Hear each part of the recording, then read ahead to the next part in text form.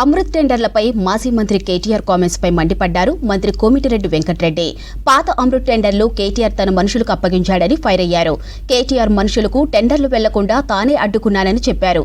Formula ఈ రేసులో కేటీఆర్ విచారణ తప్పించుకోవడానికే ఢిల్లీ వెళ్లాడని ఆరోపించారు కోమిటిరెడ్డి. ఫార్ములా ఈ కేసు విచారణ అంశాన్ని డైవర్షన్ చేయడానికే వికారాబాద్ లగచర్ల ఇష్యూను తెరపైకి తెచ్చారంటున్న కోమిటిరెడ్డితో షరీఫ్ ఫేస్ టు ఫేస్.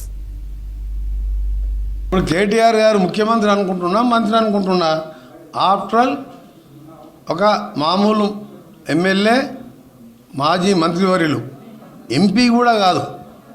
అలాంటి వ్యక్తి ఢిల్లీలో పోతేంది, ఎవడు భయపడతాడు? నేను ఎంపీగా పనిచేసిన, ఎంపీ అంటే కొంచెం గౌరవం ఉంటుంది, మంత్రి అంటే కూడా కొంచెం టైం ఇస్తారు. ఈయన మనోహర్ లాల్ కట్టాన్ని కలిసినా పోయింది అమిత్ షా కలిసి ఈ ఫార్ములా 1 కేసు సంబంధించి ప్రాసిక్యూషన్ పర్మిషన్ ఇవ్వొద్దని రిక్వెస్ట్ చేసుకుంటానికి పోయిండు. ఆయన పోతే మేమేందుకు భయపడతాం? ఎమ్మెల్యేలు 5-6 వేల మంది ఉంటారు దేశంలో. ఎమ్మెల్యేలు ఏముండదు అలా. ఆయన ఒక ఎమ్మెల్యే, కేసీఆర్ కొడుకు అంటే అప్పుడంటే మినిస్టరు, డిఫాక్టో సీఎం.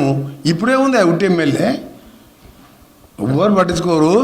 ఆయన కేసులు ఆపుకోవడానికి పార్లమెంట్లో మీకు సపోర్ట్ చేసినాం, క్రాస్ ఓటింగ్ చేయించినాం, మా 16 సీట్లు ఓడగొట్టుకున్నాం, 7 డిపాజిట్ పోయింది. నా సిరిసిల్ల కూడా 6,000 మైనస్ వస్తాడు, బీజేపీకి ఓట్లు వేయించిన, ప్రాసిక్యూషన్ పర్మిషన్ ఇవ్వద్దని రిక్వెస్ట్ చేసుకుని పోయిండు. ఆయన వర్కింగ్ ప్రెసిడెంట్ అయింది, ఆయన పార్టీ ఎక్కడిది? రెండవది, ఆయనకి 10 ఏళ్ళు మినిస్టర్గా మున్సిపల్ పనిచేసినాక ఇంత కామన్ ఉంటుంది అనుకున్నా. ఈ టెండర్లు మా గవర్నమెంట్ రాకుండా అయినాయి. అమృత్ 1 అయినాయి. గజా కన్స్ట్రక్షన్ అని ఆయనకు ఆయన కవల పిల్లలు, ఆయన తమ్ముడు అన్న ఇస్తాం, తేజరాజుకి ఇచ్చుకున్నాడు, ఇంకా కంప్లీట్ చేయలేదు వరంగల్లో. అంతా స్కామే అమృత్ 1. అమృత్ 2 కూడా స్కామ్ చేసి ఒకటి మెగాకు, ఒకటి గజాకు, ఒకటి ప్రతిమ. గజా ప్రతిమ అంటే అది కేటీఆర్ బినామీ కంపెనీలు. గజా తెలుసా ఓనర్ ఎవరో నీకు? తేజరాజు అని రామలింగరాజు కొడుకు, అందరికి తెలుసు. తేజరాజు కేటీఆర్ ఎక్కడ ఉంటే అక్కడనే ఉంటాడు ఆయన. ప్రతిమ శ్రీనివాసరావు తెలుసా?